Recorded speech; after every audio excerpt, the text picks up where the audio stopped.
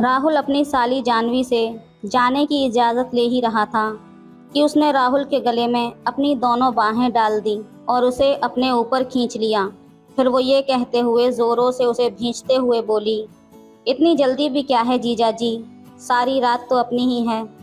आखिर इसी के लिए तो मैंने पेट दर्द होने का बहाना किया था, ताकि सारी रात तुम मेरी। हेलो दोस्तों, स्वागत है आप सभी का हमारी एक और रोमांचक कहानी में।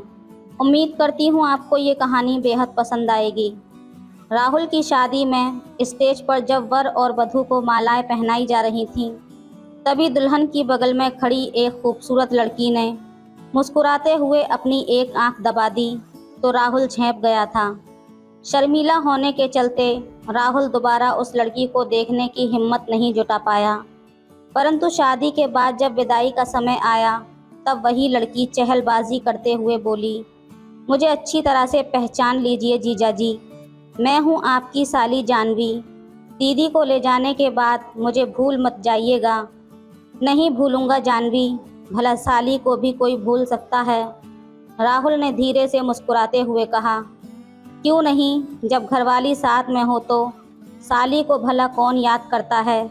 जानवी ने हंसते हुए कहा, मैं हूं ना तुम्हें याद करने वाला, अब फिक्र क्यों करती हो। कहते हुए राहुल अपनी बीवी सुरभि के साथ घर से बाहर निकल आया।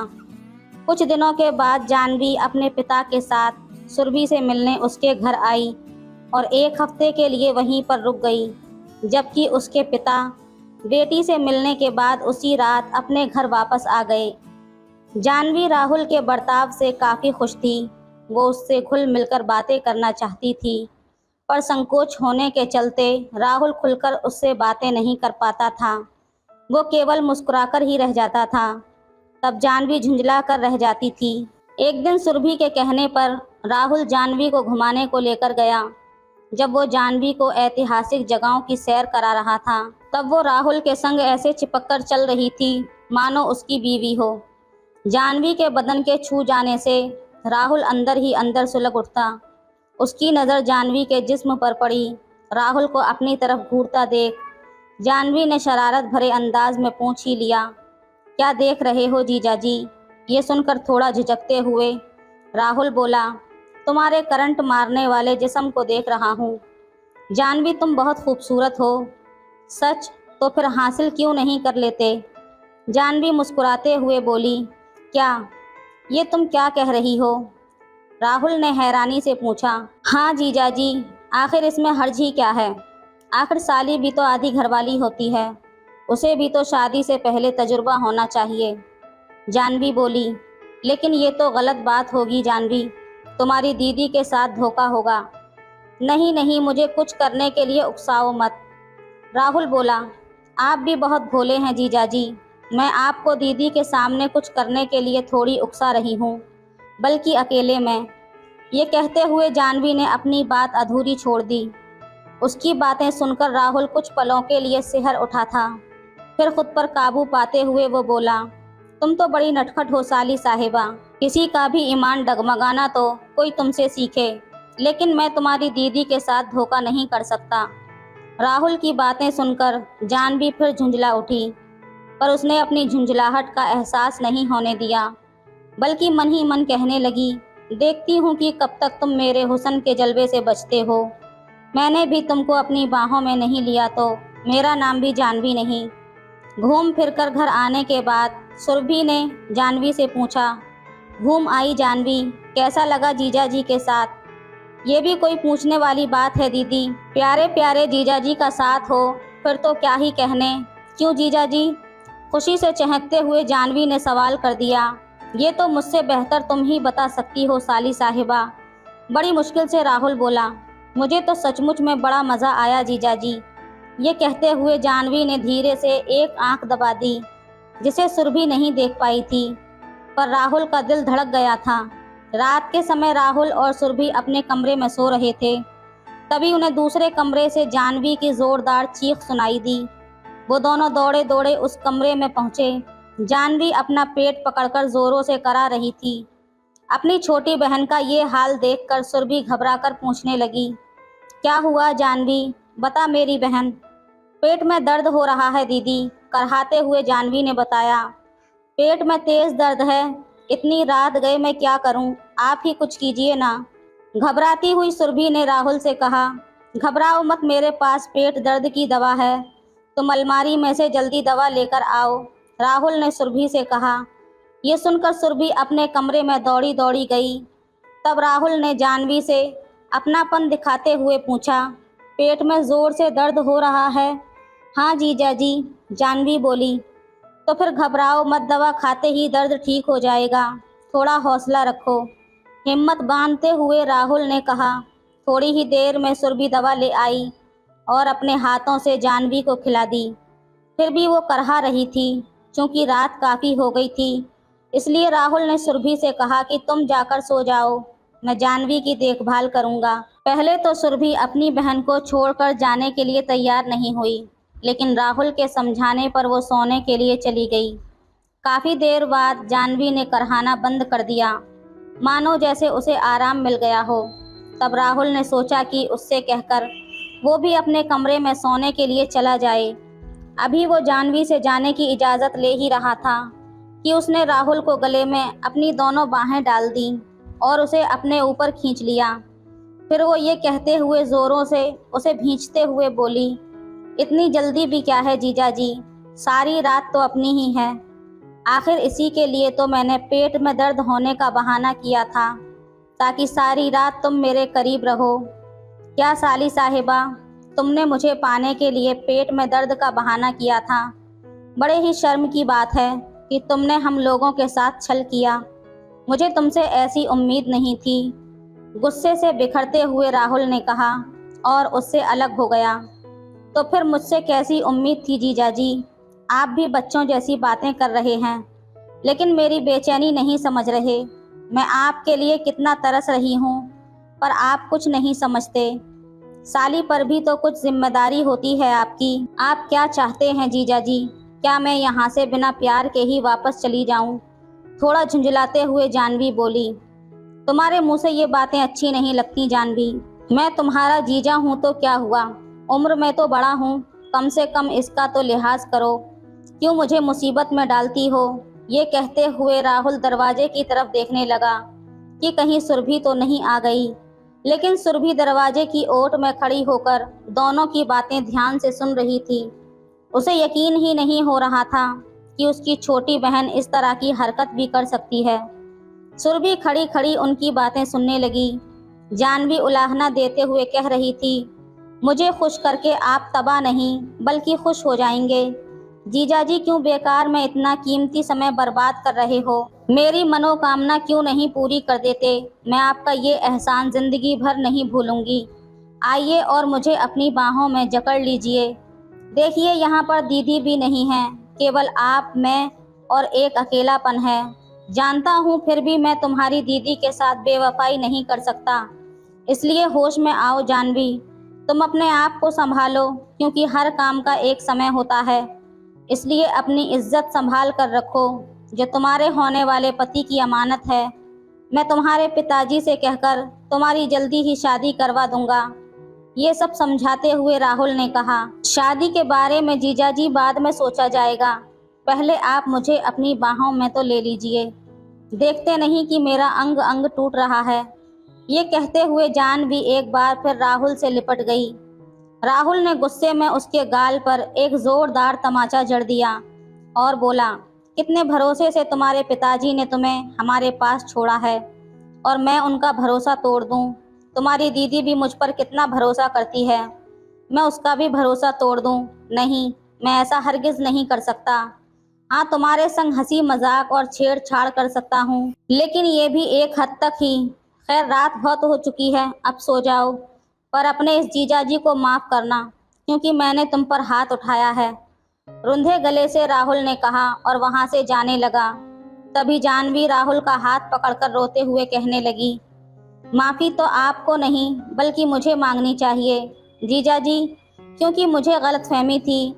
मैंने अपनी सहेलियों से सुन रखा था कि जीजा साली के रिश्तों में सब कुछ जायज़ होता है, लेकिन आपके नेक इरादे देखकर अब मुझे एहसास हुआ है कि मैं ही गलत थी। अपनी इन हरकतों के लिए मैं बहुत शर्मिंदा हूँ कि मैंने आपको बहकाने की कोशिश की। पता नहीं कैसे मैं इतनी बेशर्म हो गई थी। क्या आप अपनी इस साली को माफ़ नहीं करेंगे?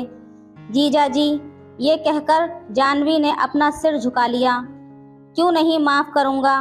माफ़ तो अपनों को ही किया जाता है, और फिर तुम तो मेरी साली हो। ये कहते हुए राहुल ने प्यार से उसके सर पर हाथ फेर दिया। राहुल सोने के लिए जाह्नवी के कमरे से निकलकर अपने कमरे की ओर चल दिया। उससे पहले ही सुरभि कमरे में पहुंचकर पलंग पर ऐसे सो गई जैसे कुछ जानती ही ना हो, लेकिन उसे अपने पति पर गर्व ज़रूर हो रहा था कि वो बहकने वाला इंसान नहीं बल्कि सही रास्ता दिखाने वाला इंसान है। अगले दिन सुबह जाह्नवी काफ़ी खुश नज़र आ रही थी। उसने चहकते हुए सुरभि से कहा, दीदी अब मैं घर जाना चाहती हूँ क्योंकि मेरी पढ़ाई का बहुत नुकसान हो रहा है। क्यों जीजा जी, मुझे घर छोड़कर आओगे ना? राहुल ने मुस्कुराते हुए कहा। हाँ हाँ, क्यों नहीं जीजा, अपनी साली की हर बात का ख्याल नहीं रखेगा तो और कौन रखेगा? मैं तुम्हें घर छोड़कर आऊँगा। उन दोनों की बातें सुनकर सुरभि सोचने लगी कि क्या ये कल वाली वही जाह्नवी है या फिर कोई और। तो दोस्तों, और कोई राहुल की तरह तो नहीं होता, इसलिए हमें खुद अपने रिश्तों की पवित्रता को बनाए रखना है ताकि ये ख़राब ना हो। तो दोस्तों, ये थी आज की कहानी। आपको कैसी लगी हमें कमेंट में ज़रूर बताएं। वीडियो अच्छी लगे तो लाइक करें, शेयर करें, सब्सक्राइब करें। धन्यवाद। सब्सक्राइब करें। मेरे घर के पास में दुकान चलाने वाली एक भाभी के साथ दोस्ती हो गई। लॉकडाउन के दिनों में मैं उसकी दुकान पर आता जाता था। आंखों आंखों में इशारे हुए और फिर वो सब हो गया। हेलो दोस्तों, स्वागत है आप सभी का हमारी एक और रोमांचक कहानी में। उम्मीद करती हूँ आपको ये कहानी बेहद पसंद आएगी। मेरा नाम अतुल है। वैसे मैं मेरठ में जॉब करता हूँ, पर लॉकडाउन की वजह से घर से ही काम करना पड़ा। मेरे घर पर मेरे माता पिता और एक भाई और एक बहन है। जब पहला लॉकडाउन खुला तब भी मेरी कंपनी ने घर से काम लेना जारी रखा और मैं घर से ही काम करने लगा। मैंने ऑफिस के काम के साथ साथ घर के बाहर के कुछ कामों में भी योगदान देना शुरू कर दिया था। हमारे घर के नज़दीक ही एक किराना की दुकान थी। उसके मालिक अपने परिवार के साथ दुकान के ऊपर के फ्लोर पर रहते हैं। उनके परिवार में उनकी बीवी और माँ बाप हैं। उनका मकान 2 मंजिल है। नीचे की मंजिल पर उन्होंने अपनी दुकान खोली हुई है और उसे चलाते हैं। उनकी दुकान मोहल्ले की इकलौती किराना की दुकान है, जिस वजह से वहाँ काफ़ी भीड़ रहती है। दुकान के मालिक की बीवी की उम्र करीब 28 साल की होगी। मैं उसे भाभी कहता हूँ। उसका नाम चांदनी है। आधी से ज़्यादा भीड़ तो चांदनी भाभी की जवानी को देखने के बहाने से लगी रहती है। लोग चांदनी भाभी को देखने के लिए ही दुकान के सामान खरीदते हैं। मैं जब भी उनकी दुकान में कुछ लेने जाता तो सबसे नज़रें छुपाकर भाभी से कुछ बातचीत भी हो जाती। वो मुझे देखकर खुश होकर पूछ लेती, अरे अतुल भैया, आप मेरठ से कब आए हैं? आपके भैया भी आपकी खबर पूछते रहते हैं कि जॉब कैसी चल रही है, सब ठीक ठाक है ना? भाभी की बातें सुनकर मेरा मन खुश हो जाता था। उसे शायद इस बात का अंदाज़ा नहीं था कि लोग उसे किस नज़रिए से देखते हैं, इसलिए उसने काम करते वक्त अब अपने अस्त व्यस्त होते कपड़ों पर ध्यान देना बंद कर दिया था। यह शायद उसने समझ लिया था कि इसी शो के चलते उसकी दुकानदारी चलती है। अभी मुझे घर से काम करते करते 2 महीना हो गए थे, पर घर से काम करने में बहुत डिस्टर्ब हो रहा था और मैं अपने काम पर सही से ध्यान नहीं दे पा रहा था। इसलिए मैंने एक अलग कमरा लेने का सोचा। पहला लॉकडाउन भी ख़त्म हो गया था, तो मैंने घर से नज़दीक थोड़ी दूरी पर ही एक कमरे का फ्लैट किराए पर ले लिया। अब मैं सुबह ब्रेकफास्ट करके फ्लैट पर आ जाता, फिर लंच करने घर जाता और रात को सोने के लिए वापस आ जाता। माँ से बात करके मैंने घर की कामवाली को अपने फ्लैट की साफ़ सफाई का काम के लिए कह दिया था। वो हमारे घर और चांदनी भाभी के यहाँ भी काम करने जाती थी। पहले वो हमारे घर में काम करके फिर चांदनी भाभी के घर जाती, फिर फ्लैट पर सफाई करने के लिए आती। इसी दौरान मैंने देखा कि चांदनी भाभी दुकान पर ज़्यादा नज़र नहीं आती। फिर मोहल्ले के कुछ लड़कों से पता चला कि उसके पति को चांदनी का इस तरह दुकान पर काम करना पसंद नहीं आया। इसी वजह से अभी चांदनी भाभी के दुकान पर बैठने पर रोक लगा रखी है। फिर 2 दिन बाद मैंने अपनी कामवाली बाई को मेरे किराए के फ्लैट पर एक दूसरी कामवाली से चांदनी भाभी के बारे में बात करते हुए सुन लिया था। मेरे घर की कामवाली दूसरे कामवाली से कह रही थी, तुमने सुना है वो किराने की दुकान वाली चांदनी को उसके पति ने बाजू वाले मोहल्ले के लड़के के साथ पकड़ लिया था। दूसरी कामवाली बोली, अच्छा वैसे और क्या पता चला? तो कामवाली बोली, उसके पति ने उस लड़के को धमका कर भगा दिया और चांदनी को खींचते हुए घर ले आया। बाहर ज़्यादा बवाल ना हो जाए, सब शांति से निपटा दिया। अरे वो तो है ही ऐसी इसी टाइप की औरत, थोड़े दिन बाद फिर से रंग दिखाना शुरू कर देगी। ये सब सुनकर तो चांदनी भाभी के लिए अब मेरे मन में एक अलग ही छवि बन गई थी। उसका नाम सुनते ही या उसको देखते ही मेरे दिमाग में एक अलग कल्पना आने लगती थी। उन दिनों स्कूल की छुट्टी के कारण किराने की दुकान पर काम बढ़ जाने की वजह से चांदनी फिर से अपने पति को दुकान के काउंटर पर मदद करने के लिए बैठने लगी थी। इधर मेरे अंदर चांदनी भाभी से दोस्ती की इच्छा और भी ज़्यादा बढ़ गई थी। जब भी दुकान पर कुछ लेने के लिए जाता तो मैं कुछ न कुछ बहाने से भाभी से बातें करने लगता। एक दिन मैं दुकान पर गया तो मैंने कहा, भैया ये लिस्ट है, आप सामान पैक कर देना, मैं शाम को ले जाऊंगा। जब मैं रात को घर जा रहा था तो याद आया कि सामान लेकर जाना है। चांदनी भाभी की दुकान पर पहुंचा तो दुकानदार बोला, अरे आपका सारा सामान निकाल दिया है, बस थोड़ा सा बाकी है, अभी हो जाएगा, आप थोड़ा बैठकर इंतज़ार कर लीजिए। मैं वहां खड़े होकर अपना सामान लगाने का इंतज़ार करने लगा। उसी समय भैया ने चांदनी भाभी को आवाज़ लगाते हुए आने को कहा। उन्होंने भाभी को काउंटर पर ग्राहक संभालने को कहा।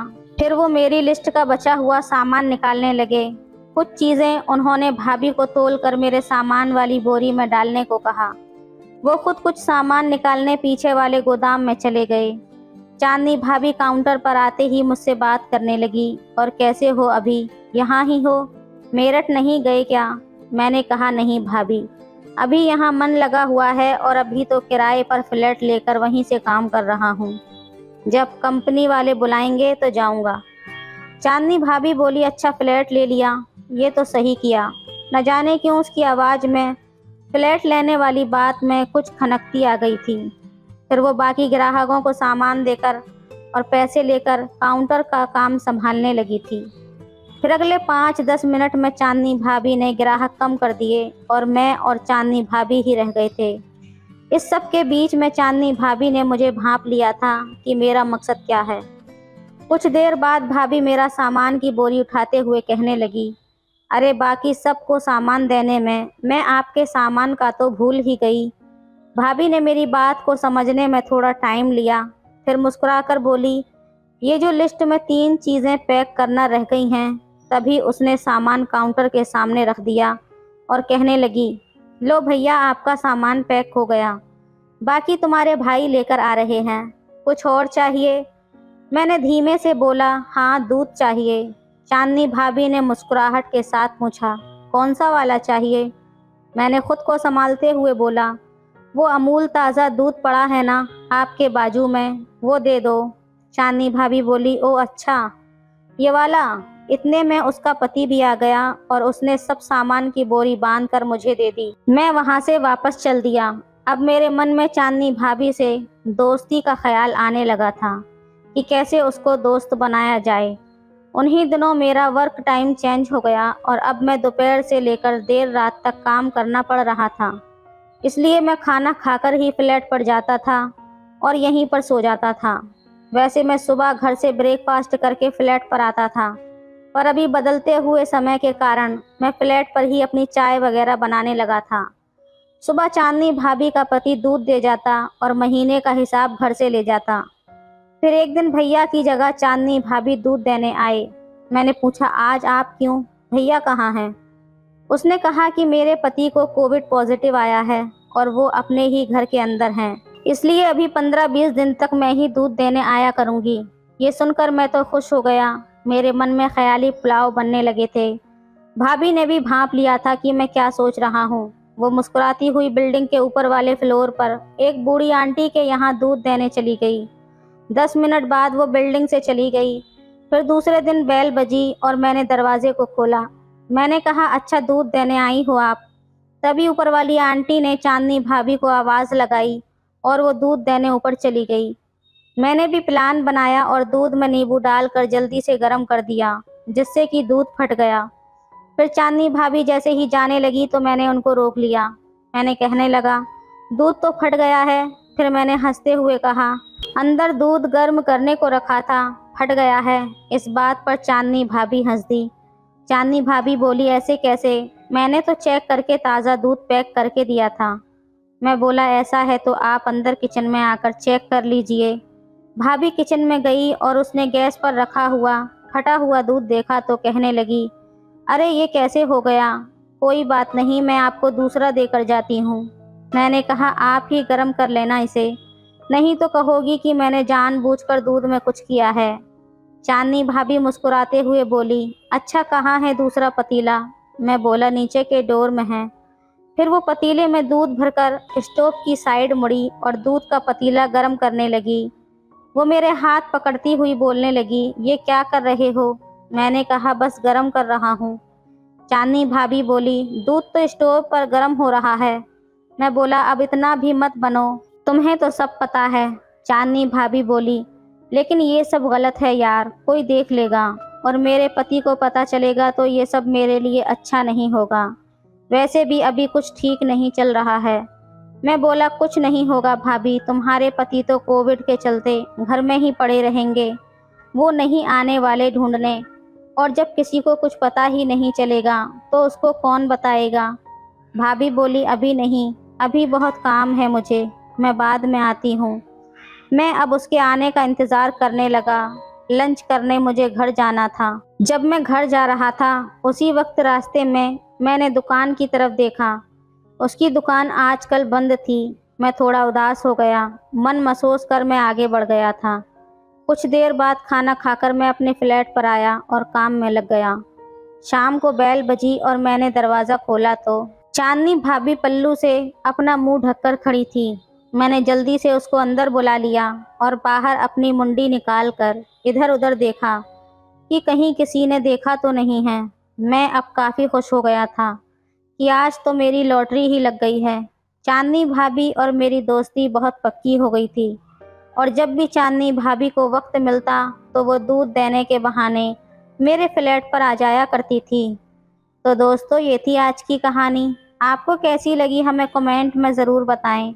वीडियो अच्छी लगे तो लाइक करें, शेयर करें, सब्सक्राइब करें। धन्यवाद करें। मेरा नाम पारस है और मेरी उम्र 28 साल है।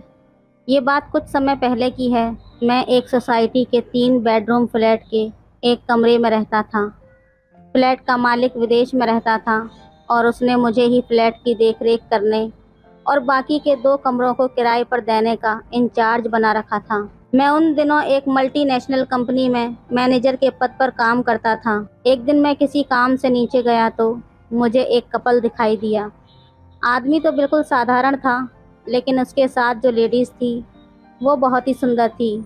आदमी मरियल सा था। उसकी आंखों पर चश्मा, मुंह पिचका हुआ, जो बहुत ही अजीब लग रहा था। मैं मन ही मन सोच रहा था कि फ्लैट को किराए पर कोई इस तरह का कपल लेने आ जाए तो मज़ा ही आ जाएगा। लेकिन वो लोग आगे को निकल गए। फिर मैं भी अपने फ्लैट में अंदर आ गया। करीब आधे घंटे के बाद मेरे कमरे की बेल बजी। मैंने दरवाज़ा खोला तो देखा वही कपल बाहर खड़ा था। मैं उन्हें देखकर बहुत खुश हो गया। उस आदमी ने पूछा, आपके पास किराए के लिए फ़्लैट खाली है क्या? मैंने कहा, हाँ सर, आप अंदर आ जाइए, आराम से बैठकर बातें करते हैं। तो वो आदमी बोला, नहीं, आप खड़े खड़े ही बता दें है या नहीं। जो उसके साथ लेडीज़ थी वो बड़ी ही नर्म आवाज़ में बोली, जब वो कह रहे हैं कि अंदर आ जाओ तो हम लोग बैठ जाते हैं। उस आदमी ने अपनी पत्नी से कहा, तुम्हें बीच में बोलने को किसने कहा? जब कुछ पता ना हो तो बेवकूफ़ों की तरह बोलते नहीं हैं। वो बेचारी चुप हो गई, लेकिन ये देखकर मुझे बहुत ज़्यादा बुरा लगा। मैंने अपने आप को रोकते हुए उनसे कहा, कोई बात नहीं, आप पहले फ्लैट देख लीजिए। मैंने बड़े रौब से उनको पूरा फ्लैट दिखा दिया और बोल दिया कि पीछे की बालकनी मेरी है, किराएदार का उस पर कोई हक नहीं होगा। फ्लैट उनको बहुत पसंद आया। तभी वो लेडीज़ बोली, तुम्हारा फ्लैट बहुत बड़ा है। और आदमी ने मुझसे पूछा, इसका किराया कितना है? मैंने कहा 5,000 रुपये महीना। इतना सुनते ही आदमी की मुस्कुराहट खिल गई और बोला, हमें ये फ्लैट पसंद है, आप हमें दे दीजिए।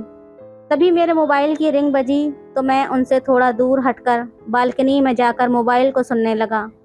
वो दोनों कमरे में खड़े होकर आपस में खुसर पुसर कर रहे थे। कुछ देर बातें करने के बाद मैंने फ़ोन बंद कर दिया और उनके पास आ गया। वो आदमी बोला, ठीक है, हम तैयार हैं। फिर मुझे एक शरारत सूझी। मैंने कहा, देखिए, आपको तो पसंद है, लेकिन ये फ्लैट तो मैंने किसी और को दे दिया है। आपसे पहले वो लोग ये फ्लैट कल देखने आए थे और टोकन के तौर पर कुछ पैसे भी देकर गए हैं। अभी उन्हीं का कॉल आया था। ये सुनकर वो दोनों एकदम परेशान हो गए और आदमी बोला, ये कैसे हो सकता है, अभी तो हमने हाँ की है। मैंने कहा, देखिए भाई साहब, आप कोई और फ्लैट देख लीजिए, दरअसल मुझे आप कुछ अच्छे नहीं लगे। वो आदमी बोला, क्या मतलब अच्छे नहीं लगे, हमने क्या किया है? मैंने कहा, भाई साहब, जब आप अपनी बीवी से इतनी बुरी तरह से पेश आ रहे हैं तो आप मेरे साथ भी ऐसा ही बर्ताव करेंगे, इसलिए मेरी ओर से आपको पहले ही सॉरी। ऐसा बोलकर मैं अपने कमरे के अंदर चला गया और दरवाज़ा अंदर से बंद कर लिया। वो मायूस होकर नीचे चले गए। मैंने थोड़ा सा पर्दा हटाकर नीचे देखा तो वो आपस में बहस कर रहे थे। वो लेडीज़ उस आदमी से झगड़ रही थी। मैं ये भी नहीं चाहता था कि इतना शानदार मौका हाथ से निकल जाए, लेकिन उनके लिए इस सोसाइटी में 5,000 रुपये में वो फ्लैट बहुत ही ज़्यादा सस्ता था। मैंने देखा उन्होंने कुछ बात की और वो औरत अकेली ऊपर आने लगी। कुछ ही देर बाद मेरे रूम की बेल बजी। मैंने दरवाज़ा खोला तो वो औरत कहने लगी, सर मैं अंदर आ सकती हूँ? इतना कहकर वो अंदर आ गई और बोली, सर मुझे ये फ्लैट चाहिए। और उसने दोनों हाथ जोड़ दिए। वो बोली, सर भगवान ने मुझे पति तो ढंग का नहीं दिया है, क्या मेरी किस्मत में अच्छा पड़ोसी भी नहीं है? उसने मायूस सा चेहरा बनाया और उसकी आंखें नम हो गईं। मैंने उठकर उसके हाथों को अपने हाथों में पकड़ा और उसकी ओर देखते हुए कहा, आप ऐसा ना कहें, अब ये फ्लैट आपका हुआ। उसने पर्स से 5,000 रुपये निकाल कर मेरी ओर बढ़ा दिए तो मैंने कहा, कोई बात नहीं, आप पहले एक बार अपने हस्बैंड को बुलाओ। वो जल्दी से नीचे जाकर अपने हस्बैंड को बुला कर लाई। उसका हस्बैंड ऊपर आकर चुपचाप बैठ गया। उस औरत ने मुझे एडवांस दिया। मैंने उन्हें सब कुछ समझा दिया था और दोबारा कहा कि पीछे वाली बालकनी पर उनका कोई अधिकार नहीं होगा। मैंने कहा, आप लोग अपना परिचय देना चाहेंगे क्या? वो आदमी अपनी बीवी से कहने लगा, आप ही बोलो, क्योंकि मैं बोलूँगा तो हो सकता है ये सर नाराज़ हो जाएं। वो औरत बोली, ये मेरे हस्बैंड हैं विकास और मैं इनकी बीवी विद्या। हम लखनऊ से हैं और अभी 10 महीने पहले ही हमारी शादी हुई है। इस शहर में एक कॉल सेंटर में इन्हें नौकरी मिली है। विद्या ने बताया कि वो पढ़ी लिखी तो है पर हाउसवाइफ है, कोई अच्छी जॉब मिलेगी तो कर लेगी। अपने परिचय में मैंने अपना नाम बताया। मैंने कहा, मेरा नाम पारस है। फिर मैंने उनसे पूछा, मैं आपके लिए चाय बना देता हूँ। फिर वो कहने लगी, आप मुझे किचन बता दीजिए, मैं खुद बना लूँगी। मैंने कहा, नहीं विद्या जी, आज तो आप मेरी मेहमान हैं, चाय तो मैं ही बना लूँगा, आप बैठ जाइए। जब हम चाय पी रहे थे तो मैंने देखा वो आदमी दिखने में बिल्कुल भी अच्छा नहीं था, ना ही वो उस औरत के लायक था। अभी वो कहने लगा, मुझे बाथरूम जाना है। मैंने उन्हें उनके पोर्शन की चाबी दे दी और कहा, आज से घर आपका है, जो मर्जी करो। मैं जब चाय के कप की ट्रे उठाने लगा तो विद्या ने मेरे हाथ से ट्रे ले ली। मैं दिव्या को किचन दिखाने के बहाने उठकर अपने किचन में जाने लगा तो विद्या मेरे पीछे आ गई और जब उसने पीछे की बालकनी देखी तो बोली, सर ये तो बहुत ही शानदार बालकनी है, मन मोह लिया इस नज़ारे ने मेरा। मगर जल्दी ही उसका चेहरा मायूस हो गया और वो बोली, लेकिन हम लोग तो यहाँ पर ये नज़ारा देखने के लिए आ ही नहीं सकते हैं, आपने सख्त मना किया है हमारे लिए। मैंने धीरे से कहा, विद्या जी, आपके लिए कोई भी मनाही नहीं है, आप जब भी चाहें वहाँ बैठ सकती हैं, घूम सकती हैं। बालकनी तो क्या, आप मेरे कमरे को भी अपना ही समझें। लेकिन आपके पति विकास। इतने में ही वो हंसने लगी और बोली, थैंक यू, मुझे आप बहुत अच्छे लगे। मैंने कहा, लेकिन ये बात आप विकास को मत बताना। विद्या ने मेरी ओर देखा और धीरे से बोली, ठीक है, हम दोनों की बात हम तक ही रहेगी। विद्या मुझसे पूछने लगी, हम कब शिफ्ट कर सकते हैं?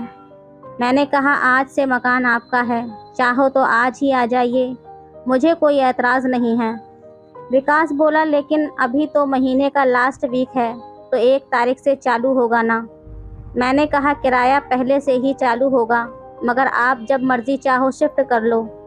मैंने देखा कि मेरी इस बात से विद्या बहुत ज़्यादा खुश हो गई थी। उसने धीरे से कहा, थैंक यू सर। उसके पति ने फिर से एक बार बात छेड़ दी और बोला, अरे भाई, शिफ्ट करना भी तो बुरी मुसीबत है, कौन सा आसान काम है, पूरा 1 महीना लग जाता है सेटिंग करने में, कभी प्लम्बर कभी इलेक्ट्रीशियन और न जाने क्या क्या चाहिए होगा।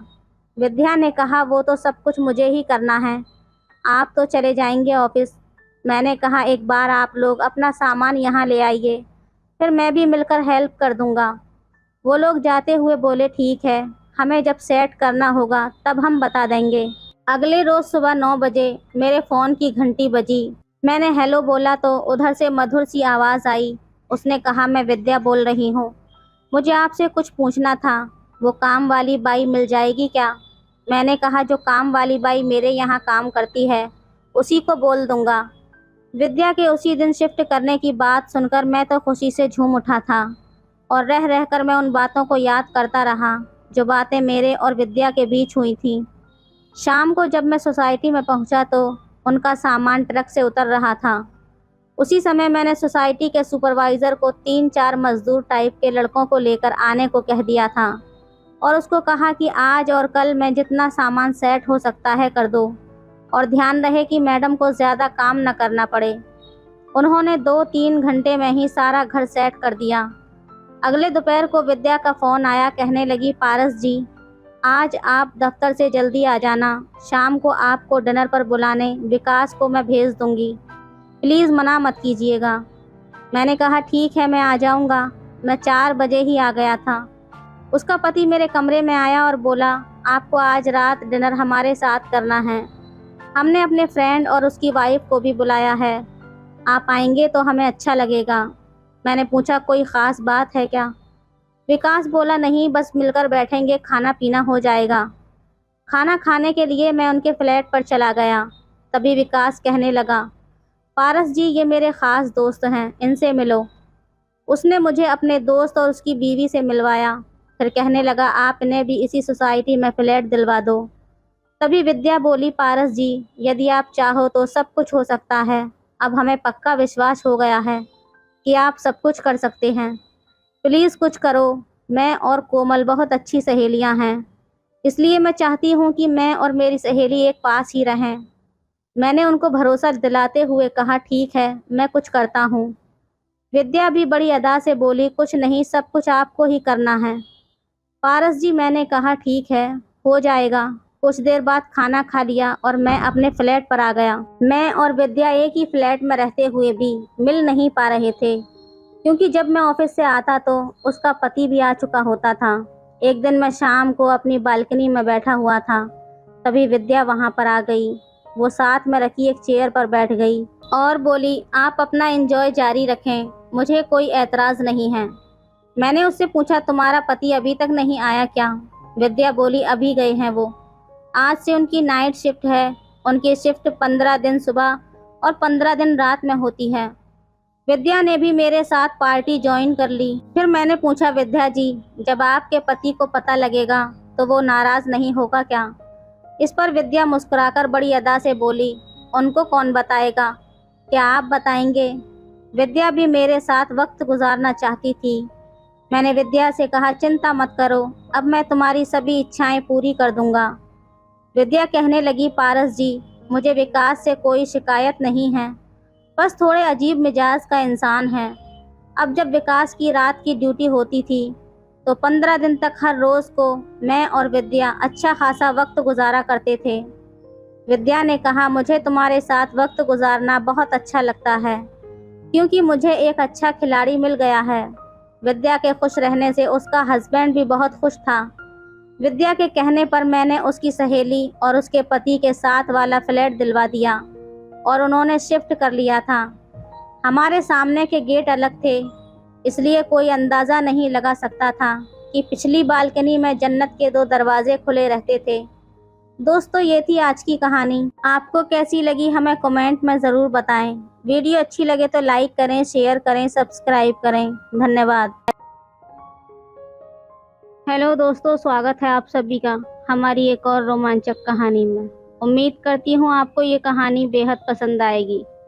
रात गहरी होने के बाद ससुर जी ने मेरा दरवाज़ा खटखटाया और मुझसे बोले कि बहू, मैं बाथरूम में गिर गया था और मेरी कमर में बहुत ही ज़्यादा दर्द हो रहा है। अगर तुम थोड़ी सी मालिश कर देती तो शायद मुझे थोड़ा आराम मिल जाता। शादी के 6 महीने बाद ही मेरा पति अचानक एक दुर्घटना में गुजर गया। मेरे पिताजी ने बड़ी मुश्किल से मेरी शादी करवाई थी, लेकिन 6 महीने के अंदर ही मैं फिर से अपने मायके के दरवाजे पर आ गई थी। मेरे मायके में मेरी माँ नहीं थी, इसलिए मुझे बहुत डर लगता था कि अगर पिताजी कुछ कहेंगे तो मैं किसके आंचल में अपना मुंह छुपाऊंगी। वहाँ मेरी सौतेली माँ थी, इसलिए डर और भी ज़्यादा था। फिर अचानक एक दिन मेरे ससुर हमारे घर आए और उन्होंने मेरे पिता से कहा कि वो मुझे फिर से अपने घर ले जाना चाहते हैं। मेरी सौतेली माँ ने तुरंत ही हाँ कह दिया, लेकिन मेरे पिताजी ने कहा, अब आपका बेटा तो रहा नहीं है, तो आप मेरी बेटी को क्यों ले जाना चाहते हैं।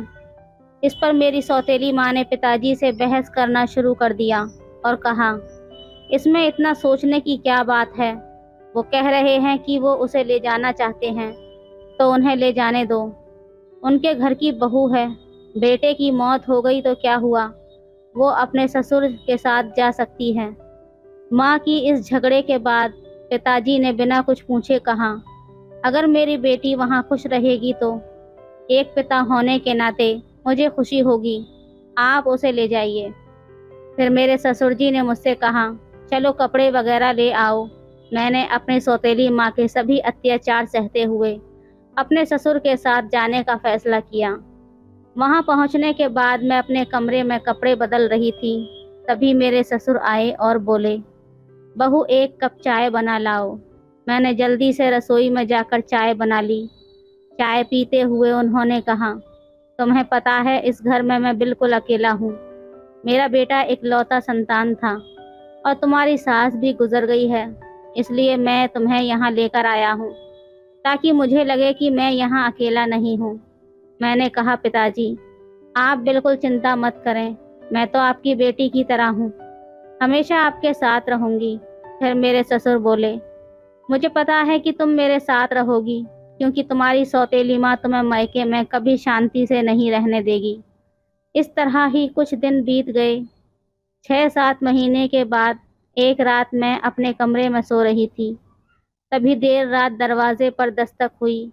मुझे समझ में आ गया कि ये मेरे ससुर ही होंगे, क्योंकि इस घर में मेरे और मेरे ससुर के अलावा और कोई नहीं था।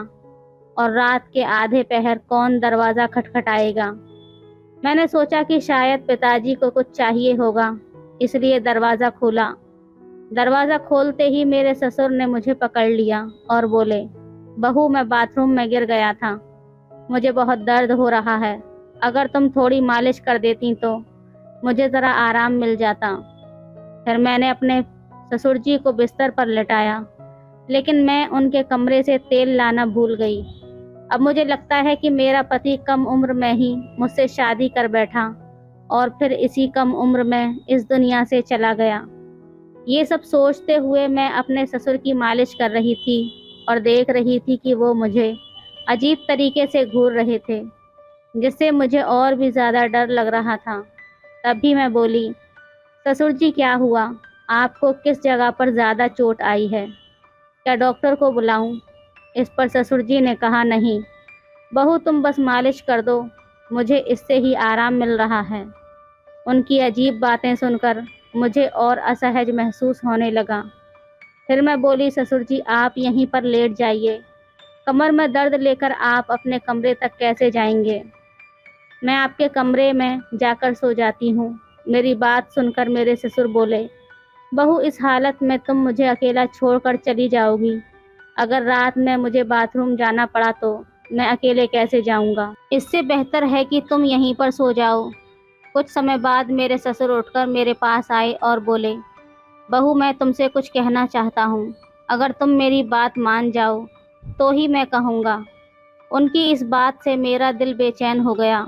मैं चिंतित होकर बोली, ससुर जी आप कहें क्या बात है। मेरा ससुर थोड़ा हंसकर बोले, आज की रात मैं तुम्हारे साथ बिताना चाहता हूँ, क्योंकि अकेले अकेले अब अच्छा नहीं लगता। मेरे बेटे के मरने के बाद मैंने सोचा कि फिर से शादी करूँगा, लेकिन फिर सोचा कि तुम्हारी सौतेली माँ तुम्हें उस घर में कभी भी शांति से नहीं रहने देगी, इसलिए मैंने तुम्हें इस घर में लाया। उनकी इस बात से मुझे बहुत असहज महसूस हुआ, लेकिन उनकी बात का विरोध करने की हिम्मत नहीं हुई। मैं अपने कमरे के सोफे पर लेट गई। मुझे नींद नहीं आ रही थी, बहुत डर लग रहा था। ससुर जी ने कहा, बहू लगता है मैंने तुमसे कुछ गलत नहीं कहा। मैं चाहता हूँ कि तुम मुझसे शादी कर लो ताकि कोई कुछ न कह सके। तभी मैं हक्का बक्का होकर बोली, ससुर जी आप ये क्या कह रहे हैं। आप मेरे ससुर हैं और ससुर से शादी कैसे हो सकती है। मेरे ससुर बोले, देखो बहू, मैं मानता हूँ कि कभी मैं तुम्हारा ससुर था, लेकिन तुम्हारे पति को मरे हुए अब 6-7 महीने गुजर चुके हैं। अब हमारे बीच ऐसा कोई रिश्ता नहीं है। मैं अकेला हूँ, तुम भी अकेली हो। हम एक दूसरे का साथ दे सकते हैं। उनकी इस बात को सुनकर मेरा मन विचलित हो गया। मैं कुछ कह नहीं पाई। एक ओर सौतेली माँ का अत्याचार था, दूसरी ओर ससुर का अजीब व्यवहार। रात बीत गई और अगले दिन सुबह मैं अपने ससुर की बातों को बहुत सोचने लगी। अपनी स्थिति का विश्लेषण किया। ससुर का प्रस्ताव मुझे असंभव लग रहा था, लेकिन वास्तविकता मुझे कुछ निर्णय लेने पर मजबूर कर रही थी। फिर मुझे ख्याल आया कि मैं अपने पिताजी से जाकर बात करती हूँ, लेकिन ये सब बातें अपने खुद के पापा से करने की मुझे हिम्मत नहीं हुई, क्योंकि मुझे पता था कि पिताजी से बात करने के बाद मेरी ज़िंदगी में नई समस्याएं आ सकती हैं।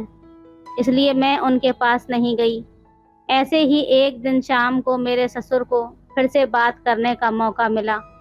उन्होंने कहा, बहू मैंने तुमसे कुछ गलत नहीं चाहा, बस चाहता हूँ कि तुम मेरे जीवन में खुशी लाओ। मैं अकेला नहीं रह सकता, तुम्हारे साथ ही मेरी ज़िंदगी पूरी होती है। दोबारा ससुर जी से ये सभी बातें सुनकर मैं अंदर से कांपने लगी और कुछ बोल नहीं पाई। थोड़ी देर बाद ससुर जी खुद ही बाहर चले गए। ऐसे ही मुझे ससुराल में और कुछ महीने बिताने के बाद मेरे ससुर और मेरे बीच एक अजीब सा संबंध बनता चला गया। पति की मौत के बाद मैंने सोचा था कि मैं अब इस दुनिया में बिल्कुल अकेली हो गई हूँ, लेकिन मेरे ससुर ने मेरे प्रति जो भावनाएं जाहिर की थी, उन्होंने मेरे जीवन को एक नई दिशा में मोड़ दिया था। उनके शब्दों ने मुझे भीतर तक झकझोर कर रख दिया था। जब भी मैं सोने को जाती, उनकी बातें मुझे परेशान करने लगती। वो कहते थे कि मेरे साथ रहने से उन्हें अपने अकेलेपन का एहसास नहीं होता, और वो चाहते थे कि हम दोनों एक नई ज़िंदगी की शुरुआत करें।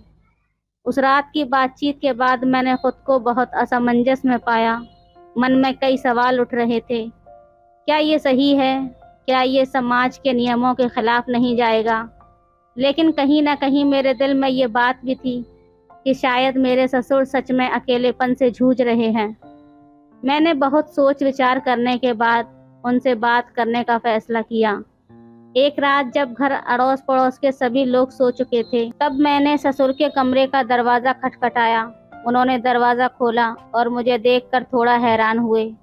मैं अंदर गई और बोली, ससुर जी मैं आपसे कुछ महत्वपूर्ण बात करना चाहती हूँ।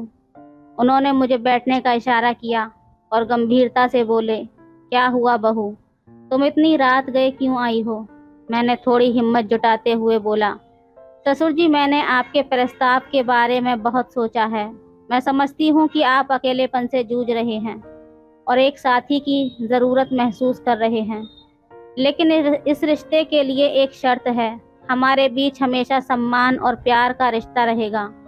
आप मुझे बेटी की तरह सम्मान देंगे और मैं आपको पिता की तरह आदर दूंगी।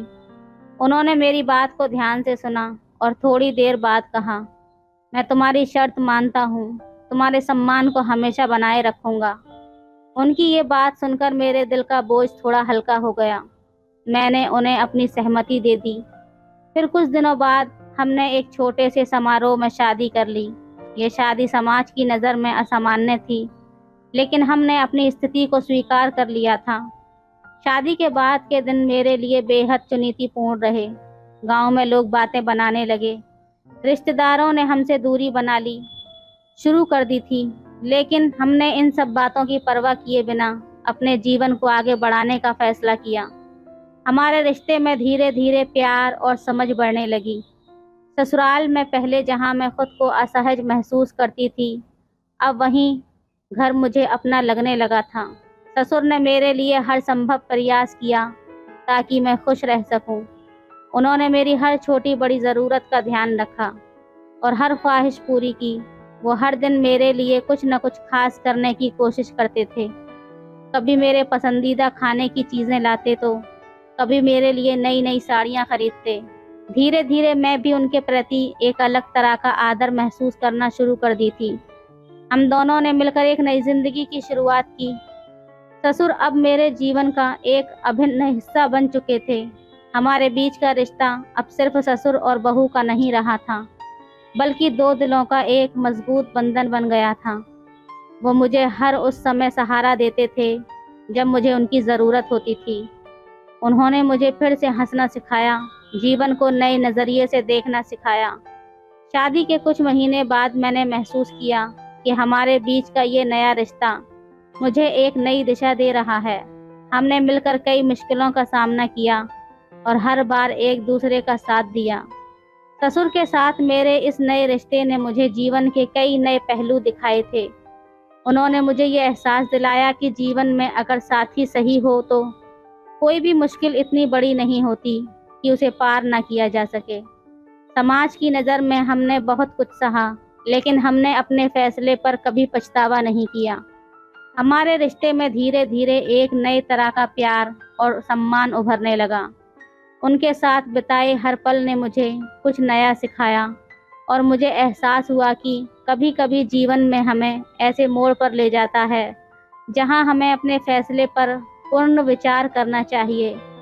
आज मैं अपने ससुर के साथ एक नई जिंदगी जी रही हूँ। हमारे बीच का प्यार और सम्मान पहले से भी अधिक मजबूत हो गया है। वो मेरे जीवन के सबसे महत्वपूर्ण इंसान बन चुके हैं। उनके साथ बिताए हर पल ने मुझे ये सिखाया है कि जीवन में चाहे कितनी भी मुश्किल क्यों ना आए, अगर हमारे पास सही साथी हो तो हम हर मुश्किल का सामना कर सकते हैं। इस तरह हमारे बीच का रिश्ता धीरे धीरे और भी ज़्यादा गहरा होता चला गया। उनके साथ बिताए हर पल ने मुझे ये सिखाया कि जीवन को कैसे नए सिरे से जिया जाए। हमने मिलकर अपने जीवन की हर चुनौती का सामना किया और हर बार जीत हासिल की। अब हमारे बीच का ये नया रिश्ता मुझे एक नई ज़िंदगी के सपने दिखाने लगा है। तो दोस्तों, ये थी आज की कहानी। आपको कैसी लगी हमें कमेंट में ज़रूर बताएं। वीडियो अच्छी लगे तो लाइक करें, शेयर करें, सब्सक्राइब करें। धन्यवाद करें। हेलो दोस्तों, स्वागत है आप सभी का हमारी एक और रोमांचक कहानी में। उम्मीद करती हूँ आपको ये कहानी बेहद पसंद आएगी। कल्पना एक चीनी मिल की मालकिन थी। उम्र 32 साल, बेहद खूबसूरत और आकर्षक बदन की मालिक थी। पति से 7 साल पहले तलाक हो चुका था। एक दिन 18 साल के नौकर के फ़ोन में देख लिया वीडियो और फिर हो गई बेकाबू। उसके बाद अपने ही नौकर के साथ अपने ही घर में दिन रात बस एक ही खेल। अगर आप इस कहानी को देख रहे हैं तो प्लीज़ पूरा देखिएगा, क्योंकि हो सकता है जिस तरह इस कहानी के नौकर की किस्मत चमकी वैसे ही आपकी भी चमक जाए। और जब किस्मत चमकने वाली हो तब आप कोई चूक ना कर दें, इसलिए इस कहानी को पूरा ज़रूर देखिएगा। बेंगलोर में एक चीनी मिल जिसकी मालकिन का नाम कल्पना था, दिखने में बेहद सुंदर थी और धन दौलत पैसा सब कुछ बेशुमार था। पति से तलाक हो चुका था तो अकेली ही रहती थी, लेकिन वो बहुत तेज़ और दबंग महिला थी। फैक्ट्री में बहुत सारे कर्मचारी काम करते थे, लेकिन फिर भी कुछ कर्मचारियों की ज़रूरत थी। तब उत्तर प्रदेश का एक लड़का जिसका नाम राजू था, वो फैक्ट्री में इंटरव्यू देने के लिए पहुंचा। इस बार इंटरव्यू मैडम खुद ले रही थी और मैडम के बारे में सब जानते थे कि ये मैडम बहुत तेज़ है। राजू डरा हुआ था और वैसे भी कोई भी लड़का इंटरव्यू देने जाता है तो हाथ पांव पहले ही फूल जाते हैं। राजू से पहले 4 लोग और थे। राजू का 5वां नंबर था। अब राजू का नंबर आया और राजू केबिन में पहुंचा तो मैडम सामने बैठी थी। जैसे ही राजू केबिन में पहुंचा, मैडम ने उसे बैठने को कहा। राजू अभी बैठा ही था कि मैडम के फ़ोन पर एक कॉल आया और उन्हें सामने से बताया गया कि आपको लाखों का फ़ायदा हुआ है। ये सुनकर मैडम के मन में एकदम से राजू के प्रति ख्याल आया कि ये लड़का जैसे ही केबिन में आया, तुरंत खुशखबरी का फ़ोन आ गया। अब इसे अंधविश्वास कहा जाए या फिर कुछ और, लेकिन मैडम को ऐसा लगने लगा कि ये लड़का मेरे लिए लकी है। उस समय तो मालकिन ने उससे कुछ नहीं कहा, इंटरव्यू लिया और उसको अपने यहाँ जॉब पर रख लिया। राजू को अकाउंटेंट की जॉब मिली और राजू के फैक्ट्री में आने के बाद फैक्ट्री का मुनाफा 10 गुना बढ़ गया था।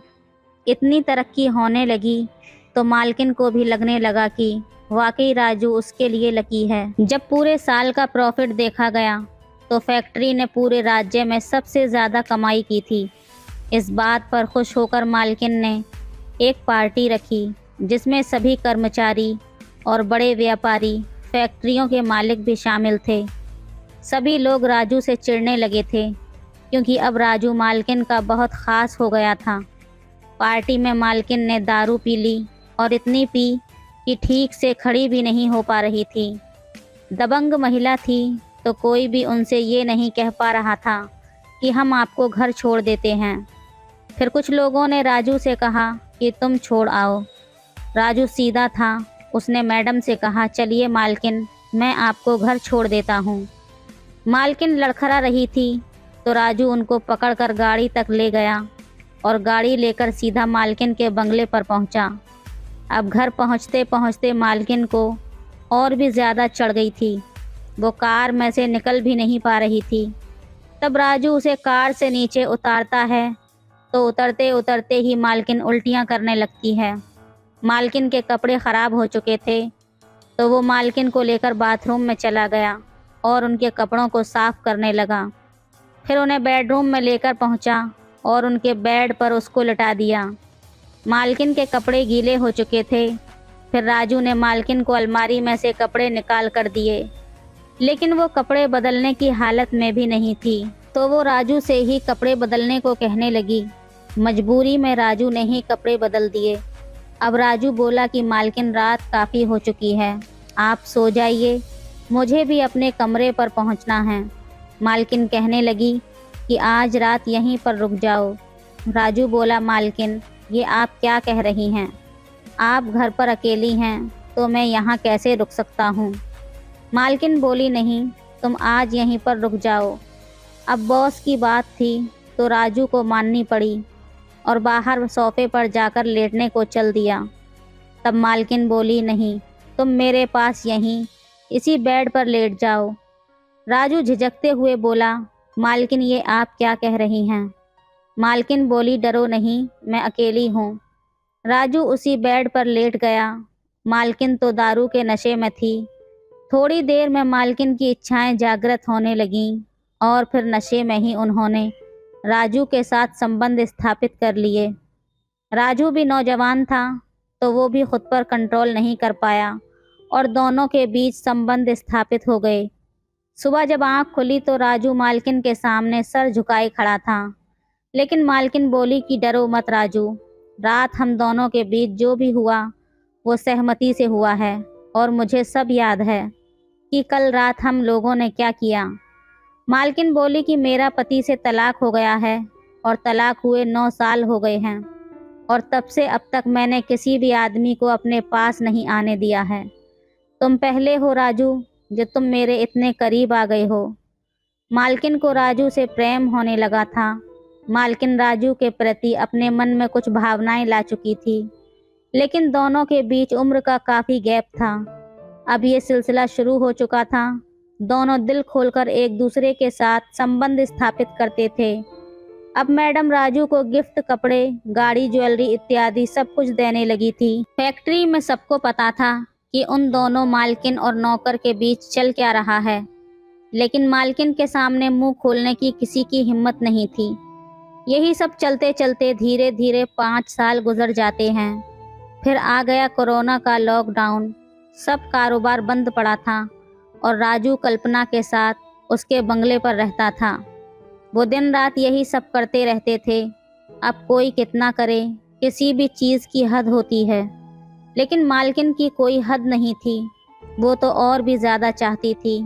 धीरे धीरे राजू का मन ऊबने लगा था और इस सब का उसका मन नहीं करता था। जब राजू बहुत परेशान हो गया तो उसने मालकिन से बहाना किया कि बहुत समय हो गया है, अपने माता पिता से नहीं मिला हूँ, कुछ दिन के लिए गांव होकर आता हूँ। माँ पापा भी याद कर रहे होंगे, उनका भी कई बार फ़ोन आ चुका है। मालकिन कहती है कि ठीक है, जाओ जाकर मिल आओ, लेकिन सिर्फ 10 दिन से ज़्यादा छुट्टी नहीं मिलेगी। राजू अपने गांव वापस आ गया और 10 दिन की जगह उसको 20 दिन हो गए। मालकिन अब परेशान होने लगी। मालकिन उसको जब भी फ़ोन करती तो वो कोई न कोई बहाना बना देता था। 1 महीना ऐसे ही बीत चुका था तो मालकिन के सब्र का बांध भी टूट गया। वो राजू से फ़ोन पर नाराज़ होने लगी और गुस्से में बहुत गालियां देने लगी। राजू ने सोच लिया था कि अब जाना ही नहीं है, तो इसलिए उसने भी गुस्से में सिम को तोड़कर फेंक दिया। जब लगातार कई दिन तक राजू का नंबर नहीं लगा तो मालकिन की तड़प और भी ज़्यादा बढ़ गई और वो फ्लाइट पकड़कर सीधे राजू के गांव पहुंच गई। जब राजू ने ज्वाइन किया था तो आईडी के तौर पर आधार कार्ड फैक्ट्री में लगाया था। उसी एड्रेस पर खोजते खोजते मालकिन उसके घर पर पहुंच गई थी। राजू घर के अंदर था। उसने मालकिन को देख लिया था। वो पीछे के दरवाजे से भाग गया। मालकिन उसके घर पर आकर बैठ गई और सुबह से रात हो गई, लेकिन वो हटने का नाम ही नहीं ले रही थी। दोस्तों, आज भी हमारे गांव के क्षेत्र में यदि मालिक या कोई और भी अगर घर पर आ जाए तो उसको आदर से बिठाया जाता है। इसलिए राजू के माता पिता ने भी मालकिन का आदर किया और मालकिन वहीं रुक गई। सुबह से रात हो गई लेकिन राजू नहीं आया, तो मालकिन ने भी रात को राजू के घर पर ही डेरा जमा लिया, लेकिन राजू रात में भी नहीं आया। मालकिन भी पूरे गुस्से में थी। इधर राजू भी न जाने का पूरा मन बना चुका था। इसी प्रकार 15 दिन तक मालकिन उसके घर पर लगातार बनी रही, लेकिन 15 दिन तक राजू नहीं आया। राजू गांव में ही अपने एक दोस्त के घर पर छुपा हुआ था। अब मालकिन सब समझ गई और फिर गुस्से में राजू के घर वालों को पूरी बात बताई कि तुम्हारा लड़का पिछले 5 सालों से मेरे साथ लिविंग में रह रहा है। हम दोनों लोग पिछले 5 सालों से पति पत्नी की तरह रह रहे हैं और अब वो मुझे छोड़कर यहाँ पर आ गया है। ये बात सुनकर राजू के माता पिता आश्चर्यचकित रह गए, क्योंकि राजू की उम्र में और मालकिन की उम्र में काफ़ी अंतर था। मालकिन 32 साल की थी और राजू सिर्फ 18 साल का था।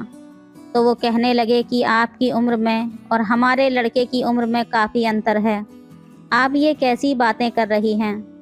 मालकिन उन लोगों को धमकी देने लगती है। मालकिन जब तेज़ आवाज़ में बात कर रही थी तो ये बात पड़ोस के लोग सुन लेते हैं और काफ़ी भीड़ इकट्ठी हो जाती है।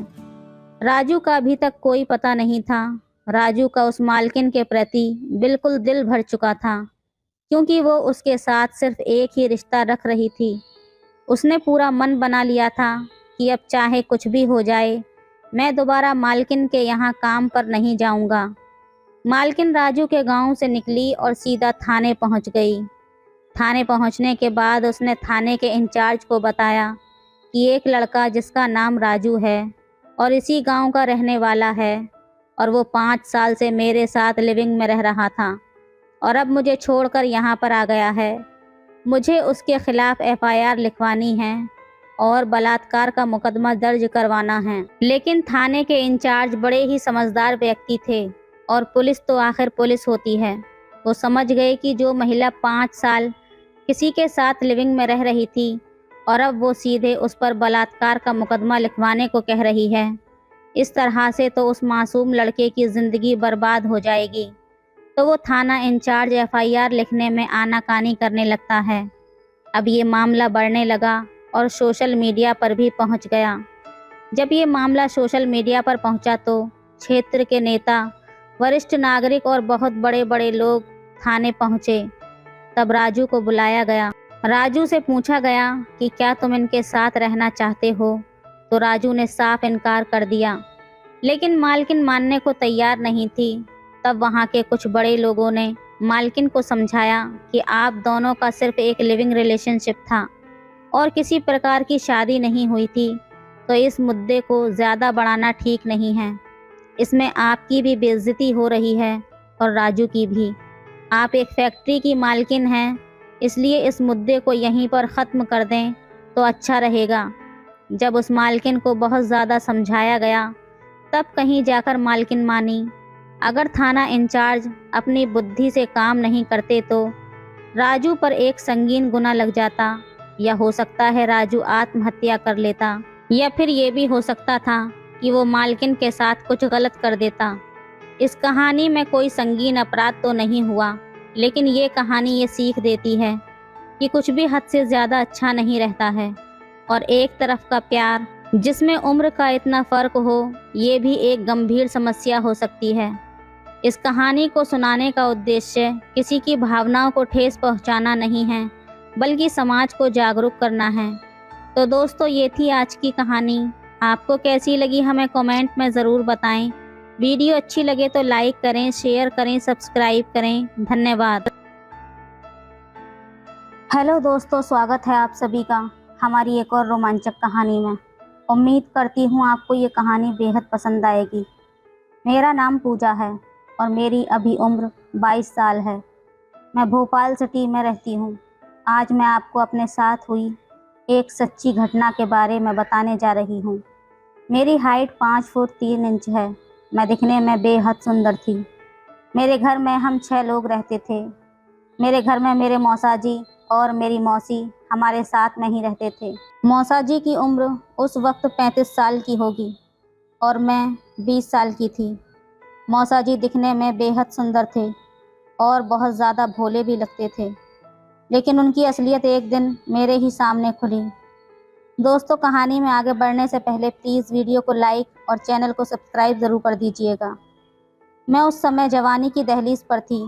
रोज़ मेरे मौसा मुझे बहुत ज़्यादा घूर घूर कर देखा करते थे। मैं उस वक्त बीकॉम फर्स्ट ईयर की पढ़ाई कर रही थी। कॉलेज की सबसे खूबसूरत लड़की थी। इस बात पर मुझे कॉलेज में अवार्ड भी मिला था। तब से मुझे लड़के बहुत ज़्यादा फ्रेंड रिक्वेस्ट भेजा करते थे और बात करने का प्रयास भी करते थे। मुझे दिन में लगभग 3-4 प्रपोजल आते ही रहते थे।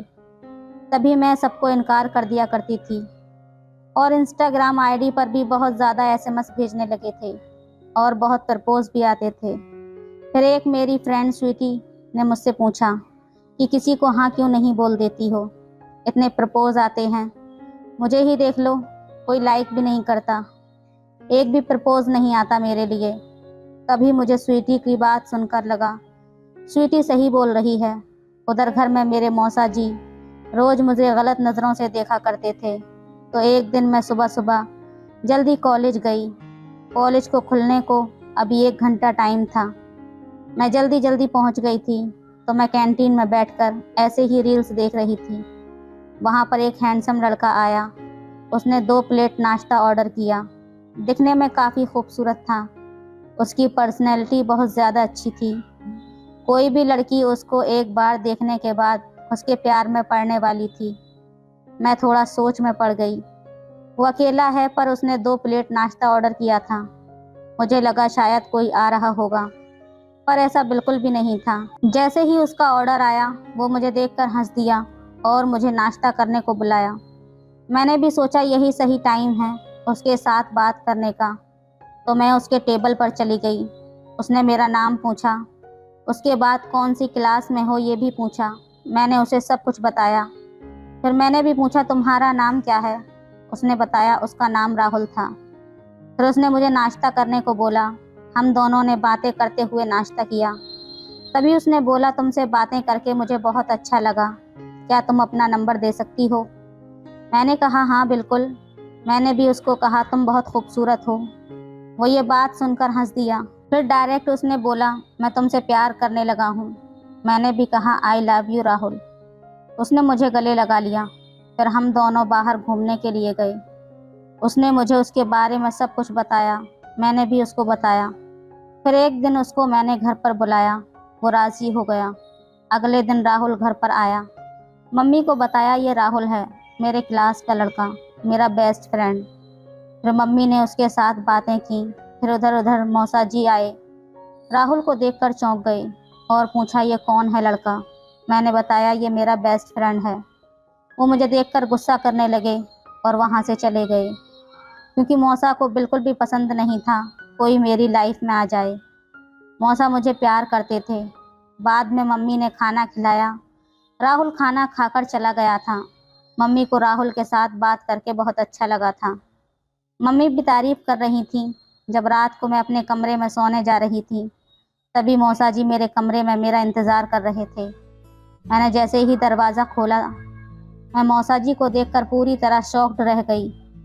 आज तक मौसा जी मेरे कमरे में ऐसे बिना पूछे आते नहीं थे। मैं उनको देखकर थोड़ी देर के लिए तो डर ही गई थी। फिर मौसा जी ने मुझे दरवाज़ा बंद करने को कहा और पूछा, क्या रिलेशन है तुम्हारा उस लड़के के साथ? मैं पूरी तरह से डर गई थी। मैंने कहा, वो सिर्फ मेरा बेस्ट फ्रेंड है। जैसा आप सोच रहे हैं ऐसा बिल्कुल भी नहीं है। फिर मौसा जी ने मुझे पकड़ लिया और बोला, ऐसा कुछ भी रिलेशन दिखा तो देख लेना। ये धमकी देकर मौसा मेरे कमरे से बाहर चले गए। मैंने अगले दिन राहुल को ये सब कुछ बात बता दी। राहुल को बहुत गुस्सा आया था। उसके बाद मौसा जी मुझे बड़े ही ध्यान से देखा करते थे। मैं कहाँ जाती थी, कहाँ नहीं जाती थी, कितने बजे आती थी, इन सब बातों पर हमेशा वो नज़र रखने लगे थे। एक बार मैं कॉलेज से वापस आई। मैंने शर्ट के नीचे कुछ भी नहीं पहना हुआ था। मैंने मौसा जी को ऐसे देखा जैसे वो मुझे खाने वाली नज़रों से घूर रहे हैं। मुझे क्या हुआ, उनको देखकर अचानक सी घबराहट हो गई और उन्हीं के सामने मैं उचक उचक कर चलने लगी। अपने कमरे में गई तो मेरे मौसा जी को ऐसा लगा कि इसने कोई गड़बड़ की है। जैसे मैं अपने कमरे में गई, उससे 5-10 मिनट के बाद मौसा जी मेरे कमरे में आए और फिर मुझसे पूछने लगे। फिर मैंने देखा कि मौसा जी आज बहुत गुस्से में थे। मैंने उनसे पूछा कि मौसा जी ऐसा क्या हो गया है? शायद मैं समझ गई थी कि मौसा जी मेरे दीवाने हो चुके थे, इसलिए मुझ पर थोड़ी थोड़ी बात पर शक कर रहे थे। फिर मेरा मौसा जी के सामने इस तरह का सिलसिला शुरू हो गया। मुझे जब भी मौका मिलता, मैं मौसा जी के सामने कुछ न कुछ नाटक करने लगती। उनको ऐसा लगने लगा कि इसने शायद कुछ गड़बड़ की है। मौसा जी के साथ ऐसे ही मेरा मजाक का सिलसिला चलता रहा, लेकिन बेचारे कुछ कर नहीं पाते थे। फिर एक दिन मैंने डिसाइड किया कि इसे दूसरे लेवल तक पहुंचाने की स्टेज आ गई है। एक दिन मौसा जी और मैं टीवी रूम में अकेले ही थे और मैं सोफे पर लेटी हुई थी और मैंने रज़ाई ओढ़ रखी थी। मौसा जी भी उसी सोफे पर मेरे पैरों के पास बैठे टीवी देख रहे थे। फिर मैंने सोचा, यही सही मौका है। मौसा जी को पूरा ध्यान टीवी पर था। तभी मैं बेड से निकल गई और अपनी जगह पर तकिया रख दिया। फिर मैंने मौसा जी से कहा कि मौसा जी क्या देख रहे हो? मौसा जी ने कहा, मैं टीवी देख रहा हूँ। देख नहीं रहा तुम्हें? मैंने कहा, टीवी देख रहे हो, मैं साइड में लेटी हूँ, मुझे क्यों नहीं घूर रहे हो, जैसे कि तुम मुझे रोज़ घूरा करते हो। ये बात सुनकर मौसा जी ने टीवी बंद किया और अचानक ही सोफे पर कूद पड़े। उनको लगा यहाँ तो कोई भी नहीं है। फिर मैंने लाइट जलाई और सब मम्मी को दिखा दिया। मैंने कहा, देखो मम्मी, मौसा जी की कैसी नीयत ख़राब है। ये हमेशा मुझे तंग करते हैं और मुझे अजीब सी नज़रों से देखते हैं। देखा इन्होंने किस तरह की हरकत की है। मम्मी ने उस दिन मौसा जी की कोई बात नहीं सुनी और मौसा को घर से निकाल दिया। दोस्तों, ये थी आज की हमारी सच्ची कहानी। आपके साथ भी कुछ ऐसा हो रहा होगा तो आप भी कुछ ऐसा सुझाव लगाकर ऐसे ही अपनी प्रॉब्लम को सॉल्व कर सकते हैं। तो दोस्तों, आपको हमारी कहानी से क्या सीख मिली, हमें कमेंट करके ज़रूर बताएं।